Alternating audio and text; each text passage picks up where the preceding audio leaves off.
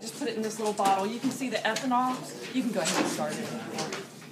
You can see the ethanol is clear, and all I'm going to do is take a sploosh of it and throw it into this bottle here. And ethanol, you guys could probably even write the formula for ethanol. And alcohol. We know how many carbons. So now I'm just moving this around in here. Got it in my little bottle. So we can notice some things about the reactants that we're starting with. I'm starting with some ethanol and some oxygen. And here we go. Maybe. I hate my match. Holy mackerel. What I'm doing, and I know you guys can't see this very well because we just turned off the lights, but I'm taking a piece of magnesium metal, so it's just a strip of magnesium that's a shiny, silvery color, and I am going to hold it in this flame.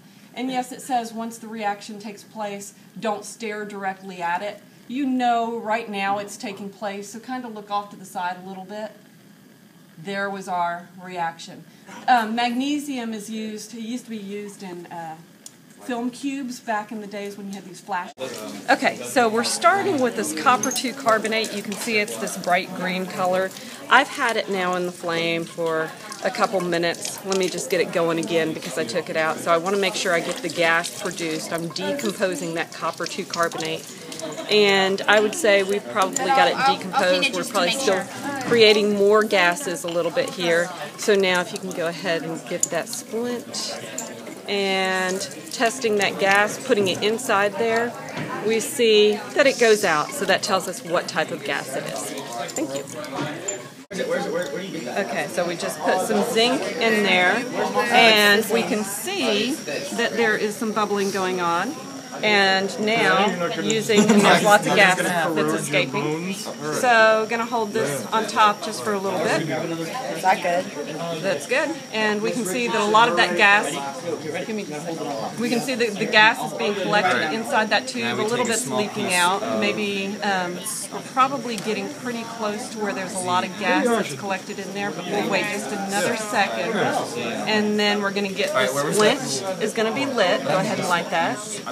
And so we've now got, and then right at the same time, go ahead and see if you can get that burning splint right in there. Get real close, and we heard a tiny little pop. Sometimes it's a real loud, squeaky bark.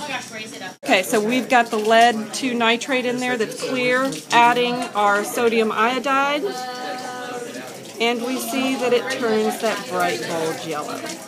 Okay, that looks good. So we've got some sodium bicarbonate in there,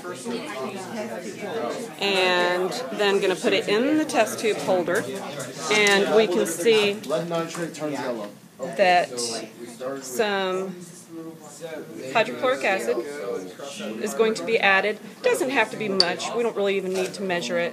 Just a small little squirt, and what we end up seeing is lots of gases bubbling and gases that are being created.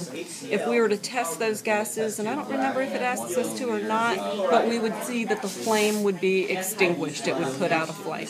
So that was our last double replacement.